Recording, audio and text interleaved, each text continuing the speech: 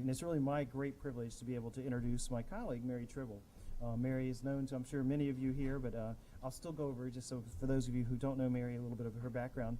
Mary is the Senior Advisor for Engagement Strategies here at Wake Forest University in our Alumni office, and I can't imagine someone who is a better fit for that position, because her ties to Wake Forest run very deep.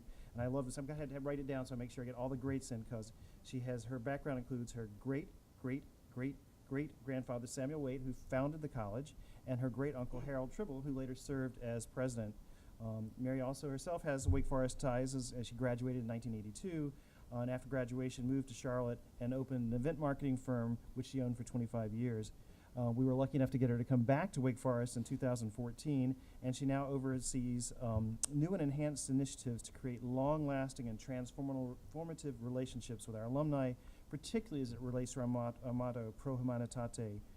She's currently, in her spare time, pursuing a master's in liberal studies and is writing a thesis on Sarah Merriam Waite, the wife of Samuel. And so today you're going to get to hear a little bit of Mary's research and also get to hear the untold story of Sarah Waite. So with no further ado, Mary Tribble. Thank you. Thank you all for being here. It is a busy weekend because it's homecoming weekend, and there were a couple of times during the last couple of weeks I said, now why did I decide I would do this on homecoming weekend? And then I remembered it's a great time to do it, because this is when we really celebrate our history and celebrate the beginnings of Wake Forest as a university. And there are a lot of people here in this room who actually have already touched my research, and Peggy Smith going back to my undergraduate years, and so I just want to thank you all for coming today. But let's go ahead and just dive right in. So I start my talk about, and by the way, Sarah Waite, she went by Sally, so you're going to hear me call her Sally today, so don't let that confuse you. But I started my research with Sally with a question that I'm going to start the lecture out today with, which is an image, and picturing a covered Jersey wagon traveling the back roads of North Carolina. In the front are a mother and father across the front seat, a little 4-year-old girl playing at their feet. There's a jug of milk that sometimes churns to butter because the roads are so bad. And behind them, there are 3 trunks full of everything they own, and they're traveling from town to town to town in the back roads of North Carolina, raising money for the North Carolina Baptist Convention and then what became Wake Forest College. So I start my research with this question, with this slide in my lecture, with a slide asking why. Why did this couple choose this life? And specifically, why did Sally Waite choose this life? And as her daughter later wrote, she was a partner in their shared calling. She was a devoted wife, rendering Samuel valuable assistance, and she was no less consecrated to the objects, in this case, the North Carolina Convention and the college, as was he. So Sally grew up in a very comfortable existence in Brandon, Vermont. Her father was a tradesman and a farmer. Her uncle, John Conant, was a very, very well-established. He practically ran the town of Brandon. He owned all the power mills and the grist mills, and he had an iron forge. He practically ran the Baptist church. He practically funded it in terms of building it. So she lived a pretty comfortable existence. And so I'm going to attempt to answer that question of why she ended up on this covered Jersey wagon in the back roads of North Carolina through the eyes of Sally Waite. And it's actually really through the pen of Sally Waite, because we're fortunate enough here in the special collections at ZSR to have a number of manuscripts and original documents. And for great fun, Rebecca May actually brought some of the documents up here. So when we finish today, you can go and look at her journal and some of the letters. So I'm going to move this up a little bit because I'm afraid I'm moving around. So to talk about the courtship of Sally and Samuel Waite, can you all hear me okay? Okay. To talk about the courtship of Sally Samuel Waite, you can't talk about it without talking about her conversion and her calling, because the 3 were really intertwined affairs of the heart, and one affected the other. And so we're going to talk today, we're going to start with talking about Sally's conversion. So she grew up in the Baptist church, but she also grew up in a time of the Second Great Awakening when revivals were just sweeping across New England, and people were having a very kind of emotional and experiential experience with her, with their religion.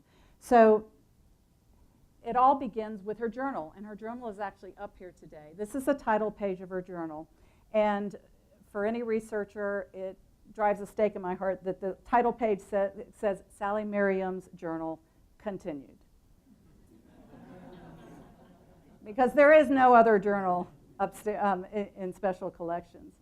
But what I really want to point out on her title page today are the 4 lines underneath her title, which becomes the theme for her journal. And what it says is, soon fades the flower, soon fleets the zephyr's breath, in the midst of life we tread the verge of death. Not a very upbeat sentiment to theme your journal around. And all throughout her journal, so her journal really is, it's a story it's filled with the rhetoric of evangelicals in the Second Great Awakening. It's a roller coaster ride of hope and despair and confusion and doubt. And she quotes hymns throughout the journal. And for the longest time, I did not pay attention to this title page. And I thought, oh, well, those 4 lines must be from a hymn. Until I think it was while I was taking Jake's class, I finally decided to look it up. And it actually comes from a poem called The Year. It was published by a guy named William Lee Pierce in 1813. And he was very young. He was only about 26 years old, so not much older than Sally. Sally was about 21, I think, when she starts her journal. She was 19 when she had her conversion. So The Year is this tedious, epic poem, pretty much outlining every event that happened in the year of 1812. Everything, from beginning to end. It's also a bit of a Federalist rant. It pays homage to George Washington, Alexander Hamilton, and some Federalist generals. But for the most part, it recounts a lot of tragic things that happened in the year of 1812. And these 4 lines, Sally plucks from the middle of the poem, and it really is about what her journal has a theme of, which is kind of the idea of the tragedy of losing one's life in youth without having been saved by the grace of God. So that's kind of the overlying theme. I picked a few images because my old art history teacher is in the room, of things that happened in 1812 to kind of give, and these are contemporary images that kind of give you a feel of the travesty that was going on in that year. This is, of course, the War of 1812. This was actually a piece that was used primarily for propaganda, and it shows, a cabin burning in the background, and the Indian compatriots of the British scalping people. It's pretty horrific, not very light to see. Another event that happens that he talks about in the year is a terrible earthquake in Caracas, Venezuela, where thousands of people die. And you can see, and then this next one is a horrible, horrible fire that happens at a theater in Richmond, which, as you can see, almost feels like a 19th century 9/11 with people jumping out of the window. A lot of young, the news accounts talk about a lot of young, virtuous women, and you can see a swirl of them in the front dressed in white who died during that fire. So this theme of this young people snatched from death kind of continues. So those are some of the images of what was going on in 1812 and what was influencing the world around her. It was also influencing what was talked about in the pulpit. So a circular letter that was published in 1813 of the Vermont Baptist Association, of which Brandon Baptist Church would have been a member, actually cites all these same events that were cited in the year, but uses them as proof that we're in end times and that God's judgments are now abroad on this earth. And so, and by the way, so this was talked about in the pulpit. Both of Sally's uncles were actually at this meeting where they approved this circular letter. So you can actually think that it might have been talked around the hearth as well. So that's all the background for the Second Great Awakening. This is actually an image from a few years later, 1839, and it's actually a Methodist minister, Lorenzo Dow. And if you recognize the painting, it's because you might have read a great piece of scholarship on the democratization of Christianity, written by a guy named Nathan Hatch. You may have heard of him. But this actually shows you can see the composition of this painting actually it looks like the composition of all those terrible events that were happening. But this was kind of this emotional, enthusiastic revivalism that was going on. And you see some tents in the background. And there are actually some letters from Samuel Waite describing this very type of scene when he went around in the backcountry in the Carolinas and participated in Great Awakenings. So that was kind of the theological backdrop. But what was happening in Sally's real life from day to day was even more personal. Young people around her were dying. Her friends were dying. There was an epidemic going on in Vermont at the same time. And so, as you can see, I found in the Brandon Baptist Church records in April 1813, there's a note that, wow, the young people in town are starting to really get serious, and some are actually hopefully converted. So the young people were paying attention to what was going on around them. This is the gravestone of a young woman named Nabi Farrington. She was 16 years old when she died of an epidemic. It appears she was part of Sally's little friend group. We know that their slips at church were together.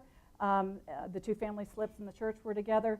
And we know about Nabi Farrington because there is a poem in the special collections that's kind of in a loose file, and it says a poem written by William J. Finney.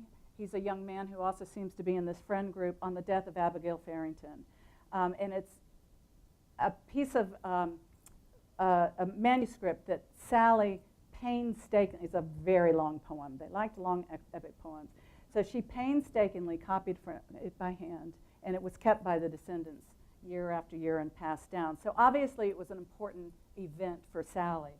And sure enough, she tells it, so one of the lines in the poem is about the 6 fond mates that went down and marched in woe to grave the funeral bier. So this is from the poem at the time. But what we know is that Sally tells us this date's really important in her journal, because on April 3rd, 1813, that's what she describes as her spiritual birthday. So the morning of Nabi Farrington, her heart was cheerless and sad, and she had a load of sin upon it. But by that afternoon, how bright and resplendent shone the sun at 3 in the afternoon. So she writes about April 3rd as being her spiritual birthday throughout her journal and into her life. And in fact, we know from the Brandon Church records, a couple of months later, she actually confesses her faith up in front of the church and becomes baptized. But she doesn't think of her baptism day as her spiritual birthday. She thinks of the day of Nabi's funeral.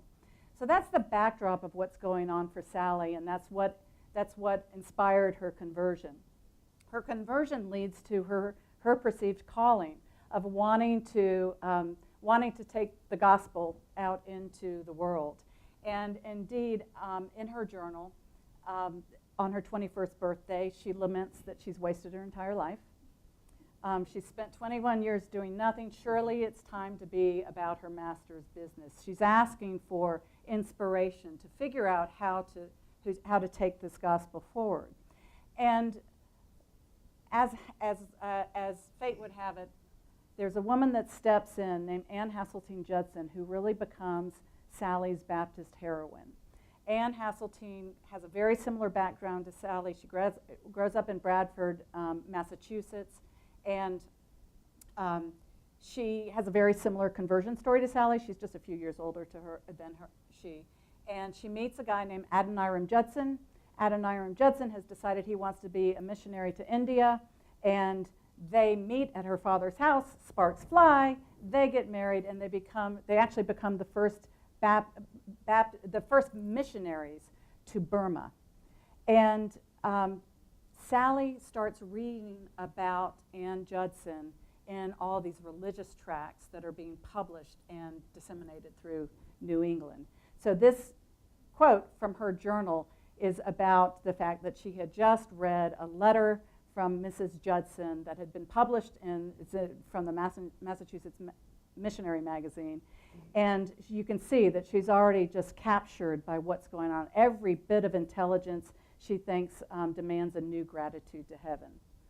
So Anne Hasseltine Judson they go off, Anne and Adoniram and some other couples go off to, they start off to India, they end up in Burma, another story. But as they go off, all the men are mentioned, so it's Adoniram Judson and spouse, it's Sam Newell and spouse. But by the time they get there and start sending the missives over, before we know it, Anne Judson is becoming kind of the heroine of this story. And you can see this is a portrait of her, and here she is in her beautiful silk with the palm tree in the background. You can probably tell, I'm sure every day in Burma was like this. I've decided she's the Jane Eyre of the Baptist missions because she has got pluck and charisma, and she's got this perseverance in her pursuit of her purposes. She becomes, the best way to describe it is that Anne and Adoniram Judson become to the 19th century Baptists Beyonce and Jay-Z. I mean, there's no other way to describe it. People are reading these missives through the religious tracts, both in England and in New England, and Sally is no different. And Sally gets caught up with it. So she writes about it in her journal, and you can see from this entry, sometimes I felt all the zeal of the pious, devoted missionary. I was ready to sacrifice everything endearing to promote the cause of Emmanuel.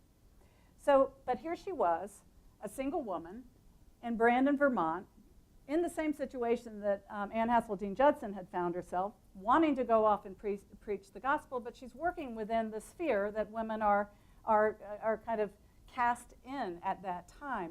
So she kind of, it'd be nice if she found a husband too. Spoiler alert. So let's talk a little bit about what happens and how that transpires to become courtship. So in December of 1813, she writes in her journal, "A new and unexpected scene, but I feel not much elated. I humbly hope that God will direct me, because otherwise I'm going to destroy everybody's happiness and everyone around me." This is how Sally introduces her relationship with Samuel. Clearly coming across as a little ambivalent, perhaps. But one thing to remember, and this is where Sally's journal really comes in, and you see it's over there, and it's this tiny little, I still swoon every time I see it, so I was so excited when Rebecca brought it today. But Sally's journal, what we know about Sally's journal is, or what we know about Sally's courtship, is what she tells us in the journal. And her journal actually, so for the longest time I actually was dealing with the manuscript, the transcription of the manuscript, which my mother, Harold Tribble, who was in the audience, actually had done 20 years ago. And I was reading it on 8.5 by 11 paper, and for a long time, until I finally said, I need to just look at this journal. I need to touch it. I need to feel it. I need to see how it's laid out. And that's when I discovered that Sally's journal is actually, it has a story arc. It has a beginning. It has an arc when she accepts his proposal, and it has an end. The last portion of it is actually all about a church scandal that she gets assigned to investigate. Elder Starkweather is having an affair with Mrs. Hall, just to let you know. And so the last, I think, 15 pages are Mrs. Hall's confession and Elder Starkweather's confession, and I could do a whole lecture on that because it is some good evangelical rhetoric. But we don't have time for that today. But the story starts in August of 1815, and she doesn't mention meeting a guy on this page, but from supporting evidence, she's actually referring to a meeting with Betsy and Abiel Fisher, her minister and his wife, and I'm pretty sure Samuel was at that meeting. And then it ends, as you can see on the very last page, she kind of gets down tiny, tiny, tiny to have it in, "May God bless our souls," after Elder Starkweather confesses. So it is the story of an evangelical courtship. It's almost like it's a piece of kind of conduct literature for young Baptist women. So I explain that for two reasons. One is that's probably why we saw her relate to Samuel the way she did in kind of this, not impassionate kind of way. Is because the imagined reader, and we don't know who that even might have been, she would have wanted to communicate a certain amount of ambivalence and propriety. So We're going to talk about her courtship. We're going to talk about it in context of what's going on, what are the secular norms that are going on in courtship at the time, because things have kind of been changing and evolving as we approach and come into the early 19th century.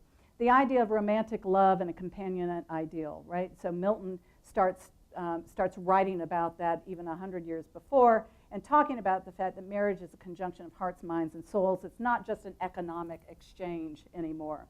So these things enter into Sally and Samuel's courtship, and I'm going to outline a few ways that they do. But there's all the secular norms are there, but there is this big, broad layer of evangelical strictures that go across their courtship. And that's what Sally writes about in her journal. So her journal is not a workaday journal. It doesn't say, oh gosh, it snowed in June, which it did during the time of her journal. It doesn't say what she did today. There are a couple of instances where she does describe, I went into town, or I went to this other town, other village for a wedding. But she doesn't just tell you that.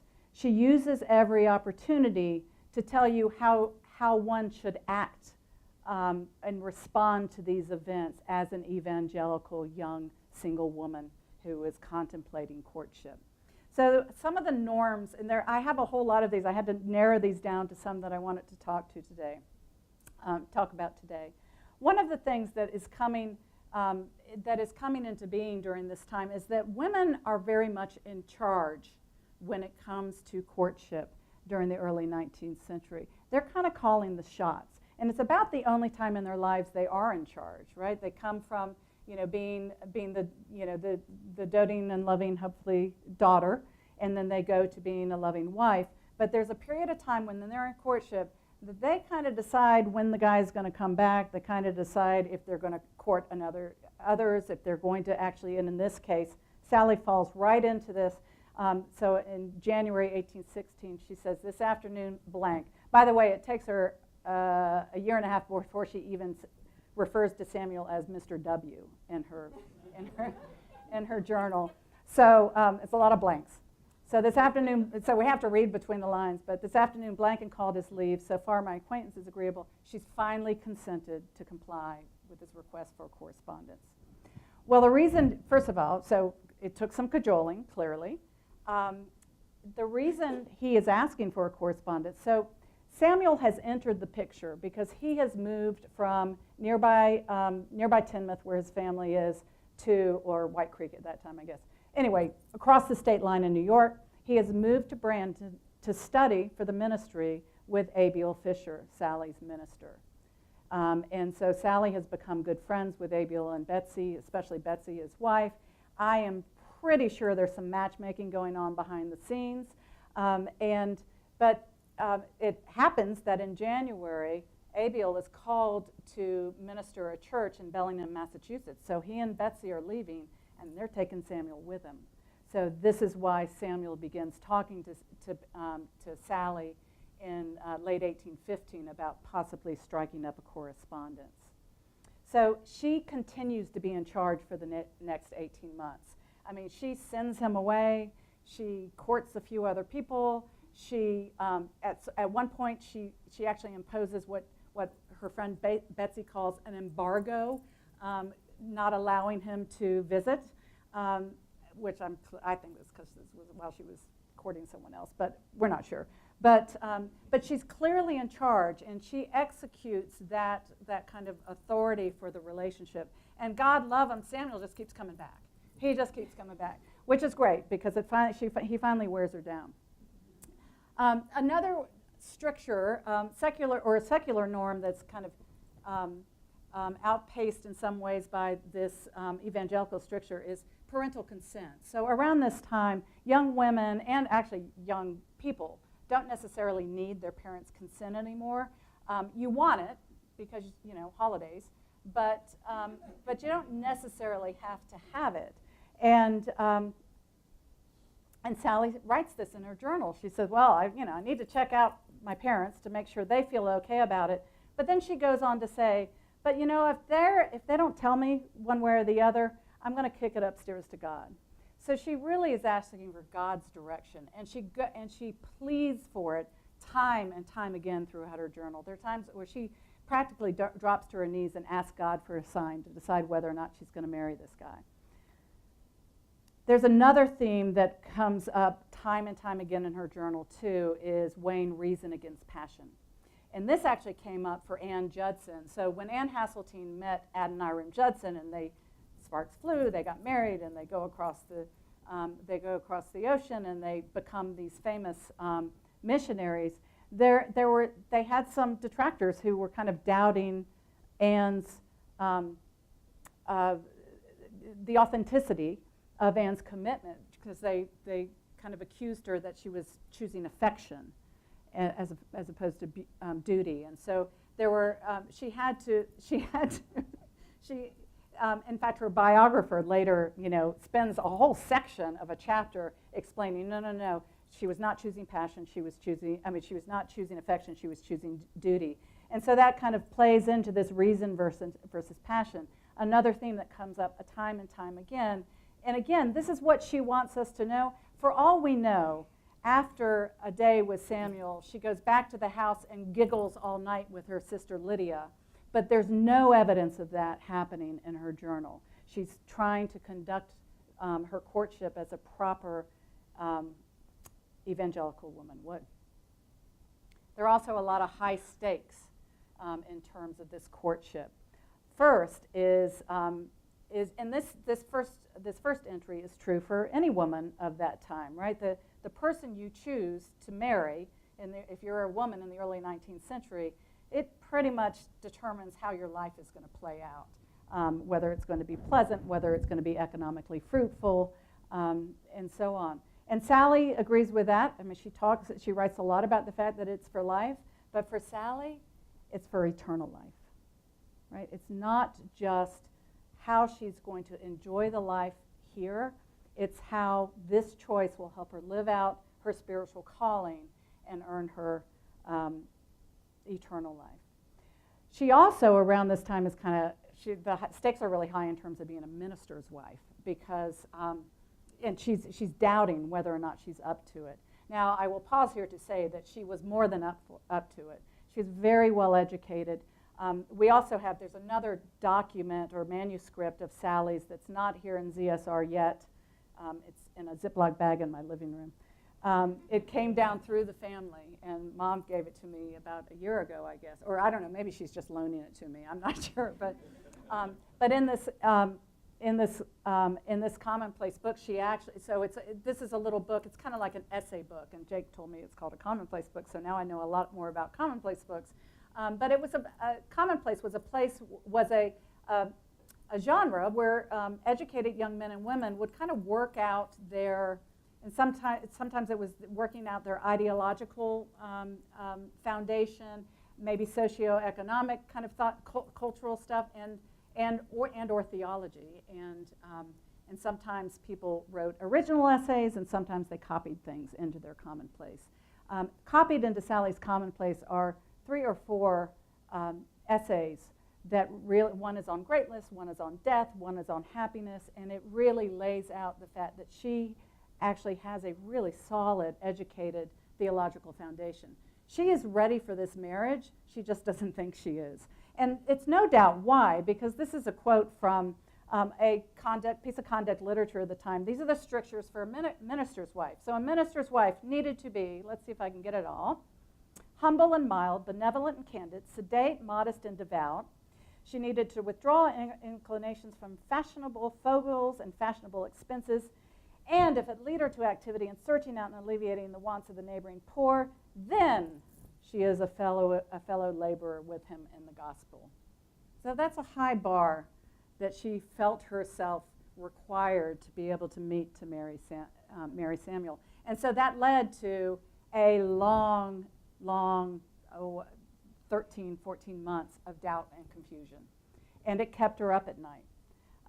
So this is a whole year after she agreed to have the correspondence with Samuel. She's tossing in her sleep, trying to find, she feels that she is a poor, weak, frail creature because she cannot decide whether or not she should marry Samuel Waite. Until finally it gets to the stage in the courtship that happens to most everyone, the awkward meeting with the in-laws. Sally writes in her, on Valentine's Day in 1817, she travels with Samuel to Teignmouth. She meets the in-laws, and she is, I mean, it goes on in terms of just how embarrassed she was. She was put on the spot. She was, being assessed as to her suitability. And you can see, she says, my diffidence in the peculiar circumstance that I was placed greatly embarrassed my mind. While there, I not infrequently wished myself alone in Brandon, that I might give vent to my feelings by a feast of tears. There is nothing Sally liked better than a feast of tears. She has them often and writes about them often in her journal. And sometimes there's nothing like dropping to your knees and wailing for God. And she did this often. And she was kind of felt trapped, being looked at and eyed over by these new in-laws or soon-to-be in-laws. But you can see by the end she felt a little less embarrassed, and she was more cheerful, and she's now not sorry she went. So this entry in her diary actually then leads to, just almost an embarrassing romantic admission that I now find myself under the influence of a very strong attachment. So there you go. This would be the only way one evangelical woman would write about this in a story of an evangelical journal. So just to surmise the stages of courtship: a new and unexpected scene, doubt, confusion, and despair, feast of tears optional, declaration of love, which I think is like the story of any courtship. Some college freshmen might condense it into one fraternity party, but for the most part, but for Sally and Samuel, that was about an 18-month process. But it really was the only beginning. So when she finally said yes, it began what actually became a 13-year negotiation about what their shared calling actually would be. So Samuel ended up getting a church. He was ordained at Sharon, Massachusetts Church in June of 1818. He and Sally married 2 weeks later, and they spend their first year and a half, she being a minister's wife and he being the minister of this church. But we find out that they were negotiating a lot of different things while they were thinking about getting married. And we have a letter from Sally's mother to Sally a month after they marry, which reveals that they were considering becoming missionaries to either India or Burma. So Sally's mother writes this long letter about, I walk into the living room and Sally's not there. I go to church and Sally's not there. She's just mourning the fact that her daughter has left. And then she writes, I have great reason to be thankful that at least you chose a life on the American shores, were you to cross the Atlantic and go toward the rising sun. Human society cannot stand the wreck that I would become.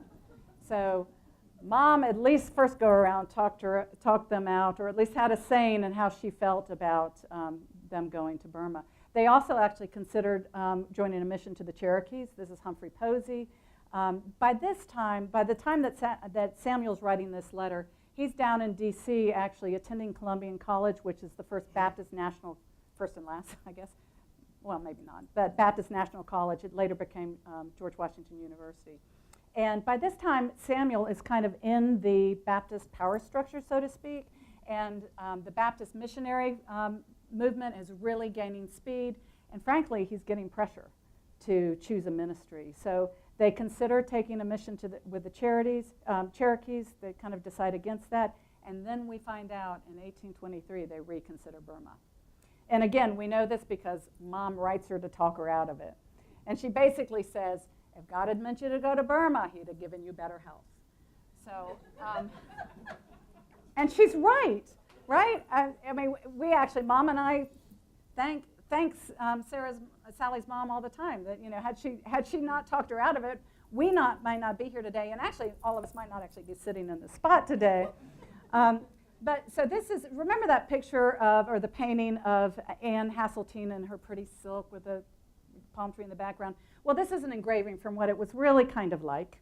And so Anne Judson has a little baby named Maria. Adoniram gets thrown into government jail Anne takes Maria, travels the 3 or 4 days to the town where the jail is, sets up a shelter outside the jail walls and lives there with her baby Maria for 18 months, trying to secure Adoniram's freedom. So this is what it really was like in Burma. And it's about a 50-50 shot as to whether or not you would survive if you went to India or Burma. So Sally's mother was right, and they didn't go to Burma. But they spent, so the next 13 years, the first 13 years of the marriage, they spend 7 years of those apart. And without getting into all the details of where they are, for the most part, Samuel is either pursuing his education or pursuing ministry, traveling to little towns and collecting money for the Baptists. And Sally's just taking care of family. And by 1830, the toll of that is really coming to roost. So Sally writes to Samuel.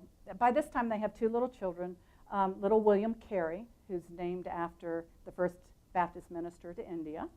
And little William Carey is a little over 1. And then Ann Eliza, the little girl, is 3.5 or so. And she writes to him. She says, this is Sally writing to Samuel. He's down in North Carolina collecting money for the Baptists and preaching. And she writes to him, I really want us to have our own fireside and our own family altar. William Carey begins to say a few words. Ask him where his papa is, and he will reply, gone. Ann Eliza says, tell Pa I want to see him and kiss him. And Sally says, she very often dreams about you and wakes me to tell her your dream. This slide to me tells the story of, first of all, the distress that this little family is bearing because of the call of duty. And it also says to me, for Sally, she believed in the duty and she believed in the calling. But having that conversation with Samuel or her sister or her mother was one thing. Trying to explain it to these 2 little children was another. And also, meantime, all this is happening. He's down in North Carolina. There is at least one church, Baptist church, up in New England, one of them, Sharon, his original church, that keep calling him to minister. And he feels that North Carolina is where his ministry belongs. So he writes to her in a letter, January 1831, I want to get back to the North, but I can't do it without a clear conscience because the field of laborers are so much wanted here.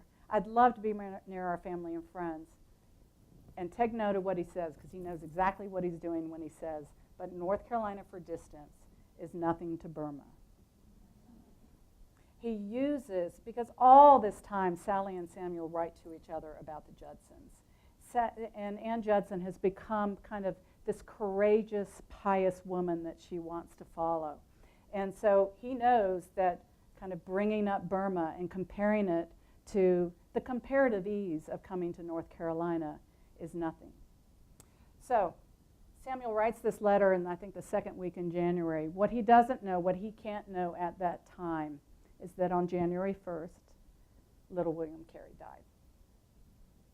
So he did not get notice of it until several months later. And one of the reasons so Sally had, the family had gone to Teignmouth for Christmas, and little William Carey caught something. And then they had a cold sleigh ride back, and just 2 or 3 days later, he died.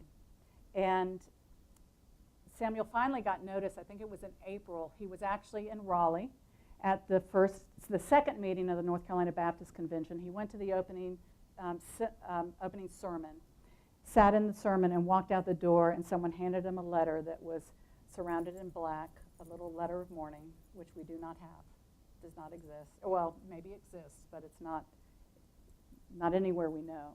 And he learns that little William Carey has died. Ironically, at that meeting, they also vote to renew Samuel's agency with the North Carolina Baptist Convention for him to travel around North Carolina for another year. So here she is at the depth of her despair. She's in Brandon. Her sister, with whom she's very close, has just died. Her brother, her favorite brother, Jonathan, is kind of on his deathbed. They don't know if he's going to make it. Jonathan's little son has just died, and William Carey dies. And she writes to Samuel a couple of months later, and she says, our dear little boy expired in my arms on the 1st day of January. Ah, my love, what a moment was that for his poor mother. Far, far from him who alone could feel the weight of her anguish. So the one person she felt could feel the anguish of little William Carey's death, she was separated from. So he just writes her and he says, just come, bring Annalisa, we'll do this together, we'll do this work together. And she writes him a letter in May and says, you know, you've disappointed your friends and mine because he didn't take the offer with the Baptist Church in Massachusetts. And she says, when I think of taking so long a journey alone and the difficulties I must encounter along the way, my courage almost fails me. But we can imagine she musters it up, thinking probably of Anne Hasseltine Judson, who has traveled across the ocean to Burma. And just 2 weeks later, she's in North Carolina, and Samuel and Sally are in that covered Jersey wagon, traveling the back roads of North Carolina, raising money for the Baptist State Convention until the convention purchases a plot of land in Wake Forest, North Carolina, and a college begins. And that is the story of their courtship.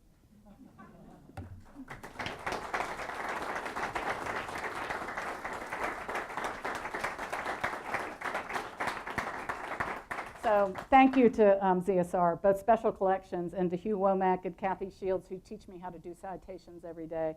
And Bill Leonard can't be here, but he taught me everything I know about the Baptists, and you cannot know anything about Sally and Samuel Wade without the Baptists. And then Jake Rudderman has been filling in all the spots between in terms of kind of the socioeconomic background. And I want to thank my mom, who is a descendant, and who started this work about 20 years ago when the documents were first, the manuscripts were first donated to ZSR. I also want to just thank the descendants, because it seems miraculous to me that Sally gave these documents to Annalisa, and then Annalisa gave them to one of their children, and one of their children handed them down, and that they were nurtured so lovingly for all these generations to end up here at ZSR. So, any questions?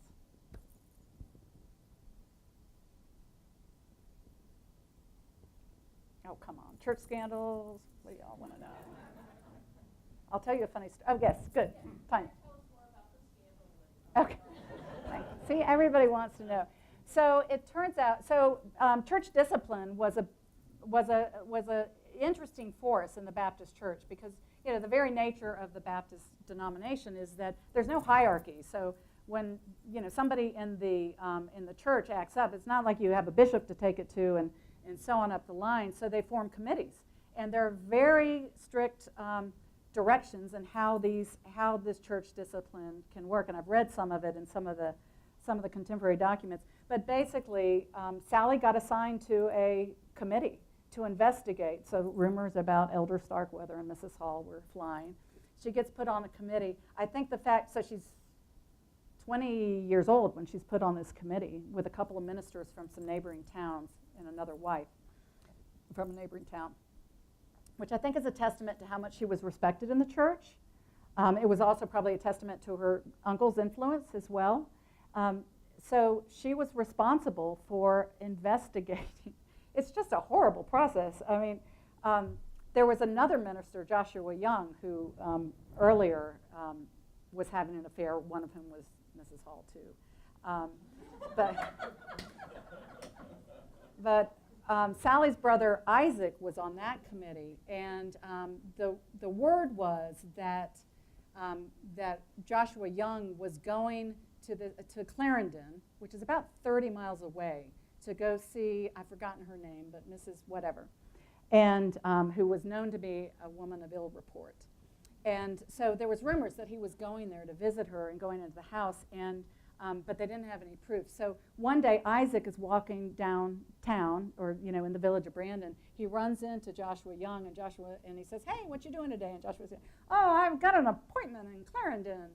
And so he gets on his horse, Joshua Young, the minister, and goes off to Clarendon. Well, Isaac gets on a horse and follows him all the way to Clarendon to Mrs. Whatever's house and watches her go into the house and takes notes and brings that back to the church. So to me, that's a step beyond discipline. That's kind of private investigation. But it's easy to kind of make fun of now and to see, okay, I don't understand the philosophy behind it. But they really were this really socially tight-knit group that needed to self-regulate. And there was only one way to do that, and that was to kind of hold everyone else up to these standards. So the session that the investigation that Sally was a part of, basically what they do is they just go and interview people and get different pieces of evidence, and then it all culminates with confronting the people, and one by one. And so this is what happens. So Sally describes she and this small committee, 2 other people, go to confront Mrs. Hall first. And Mrs. Hall does a great confession. And every bit of it is written down in the diary. And it's exactly what they're looking for, right? They want to see contrition. They want to see people asking for forgiveness. And Mrs. Hall, she delivers. And then they then go to Elder Starkweather. And Elder Starkweather, he does the same. Actually, his confession is almost 10 pages long. It's great. But it doesn't actually end with that. It just kind of goes on and on and on. And I did find in the Brandon Baptist Church records, finally in, I don't know, maybe January 1819, there's a church record where it says, Elisha Starkweather came before a crowded audience to confess his misgivings or his errings with Mrs. Hall. So you can bet it was a crowded audience, right? I mean, why would you not show up for that? So usually when these things happened, when people were accused of things, they would look for an authentic confession, and then based on that, the discipline would be doled out. And sometimes they were expelled from the church.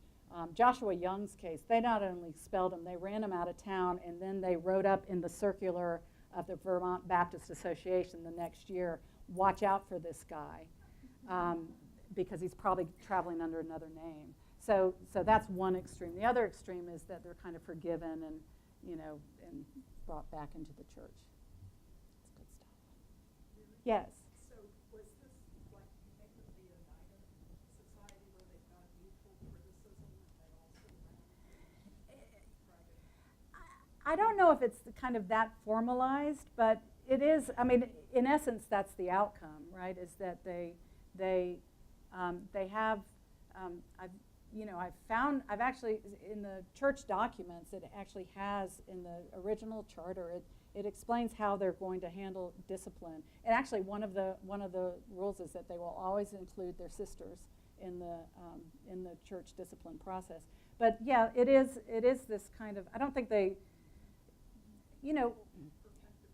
yeah, I mean, remember in the Baptist church at this time, you had to confess, remember, we all do, well, if you've joined a church, you've done a confession of faith, right? And that's usually you stand up and the minister recites something and you say it back, and then there's, hugs or communion or whatever. But in the Baptist church at this time, they literally had to do a confession of faith that embraced the kind of rhetoric that Jonathan Edwards and others around them had set forth in the First Great Awakening. So and if you didn't get it right, if you didn't sound sincere, they'd send you back for more God.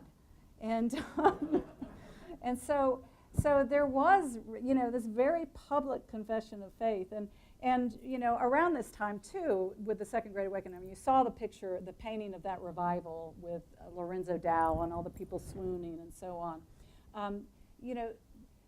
That, on the one hand, that kind of enthusiasm and just, emotional release that happened at some revivals was what you think about with the Second Great Awakening. But you can read actually in Samuel's letters, he did not like that much emotion. So he would go to these camp meetings and then write back to Sally and say, oh yeah, it was great, all these people were swooning. It was a little more emotion than I would have liked. So the acceptance of that kind of public confession varied from church to church. I mean, that's the beauty of the Baptist church, right? Every single one is different. Yes?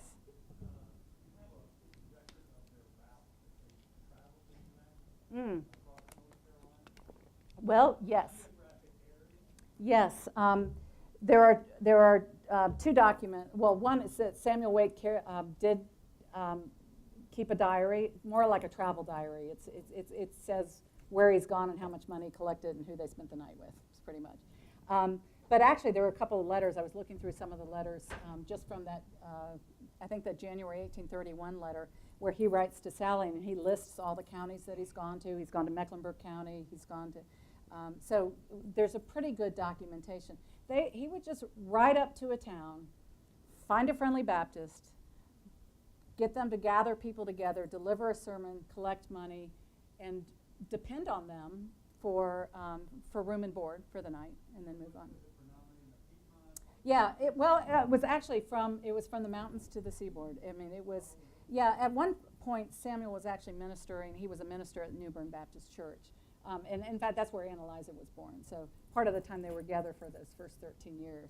So yes, it was all over the place. It was up in the mountains and it was on the coast, but a lot in the Piedmont. You know, the reason Samuel felt that North Carolina was the mission is because there was not a large population of educated Baptist ministers, and that's really was his goal, is that they wanted to convert souls, but they also, they knew that they needed to, train the trainer. They needed to get people to be, educate people to be Baptist ministers and be able to carry the gospel forward and spread the faith. Yes. Oh, Mom. Oh, explain the picture. Yeah. Okay. So this is me as Sally Waite. I was going to a costume party, so I thought, oh, I'll be Sally Waite. Mom helped me make all that. This is actually, it looks like, so the portrait behind me in this picture, I'm holding Sally Waite's New Testament. The portrait behind me is actually her mother, Sarah Conant Merriam, who she and John Conant, and we figure John, her brother, who, Sally's uncle, paid when an itinerant artist was going around, paid for these paintings. And Mom, you know the name of the artist. See, I can ask you back. Dunlap is his name. So yeah, we're trying to dig down a little bit more of that. But that painting is still in the family. Any other questions? Yes. Hugh. So, alumnus John Walsh has texted me. Those of you who know John are not surprised by this. He's currently watching the live stream, enjoying the lecture greatly, but wanted me to ask you how long you worked on this project. Oh, well, thank you. And the project's not done yet. It feels a lifetime, but so just a little history.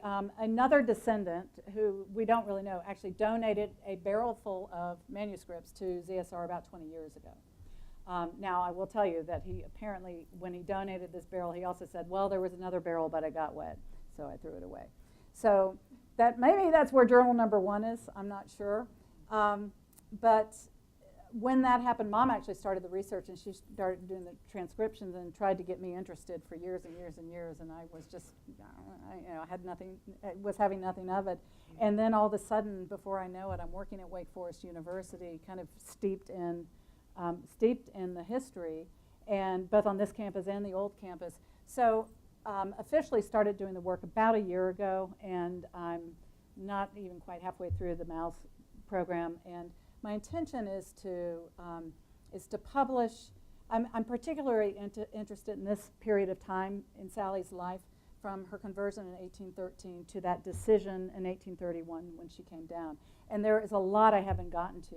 There's a period when as I mentioned, Samuel went down to D.C. to study. She's still in Brandon, Vermont, and she starts making Leghorn bonnets to sell. And so she becomes this little entrepreneur making bonnets, and she makes miniature bonnets and sends them down to Samuel and asks. She actually sent one to Samuel and said, "I think you should take this to President Monroe," and because he's always talking about made in America, and have his wife wear it for a while, and so on. So Washington was it was a swamp back there, and it was a small town, and so it actually wasn't inconceivable that she could have done that, because again, they became part of this Baptist power structure and part of the DC power structure. I mean, Columbia College actually hosted an event for Lafayette when Lafayette came through his American tour, and we actually, there's a joke or history within the family of various pieces of furniture that came down through the family that have a nick in them.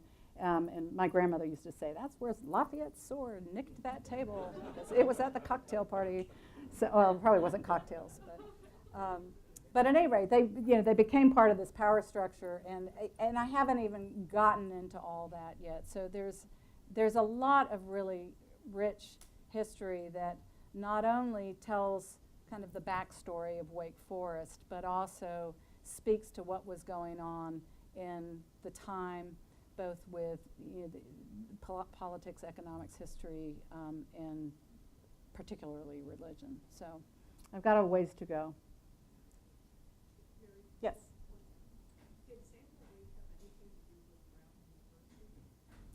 Did Samuel Wade have any? No, I don't think so. I don't think there was any. I mean, he knew people who did, but I believe, did Luther Rice go to Brown? No, I don't think he did. But anyway, there were, it was a small world of the Baptists in that time, and they all kind of converged in D.C. around the time they created Columbian College and created the Baptist Missionary Society, started publishing Baptist tracts and so on. So they all knew each other. William Stanton, who was the president of Columbian College, he actually came over from England, and that's a great story because he actually chased a woman across the Atlantic, and I mean literally chased her. She got on a boat, and he got on a boat, and he came over, and they landed in Charleston, and Richard Furman married them the moment they landed, and Richard Furman, who founded Furman University. So they all knew each other. They later kind of split during the split of the Southern Baptist Convention. But. All right, I think we're at time. Okay, thank you so much. I really appreciate it.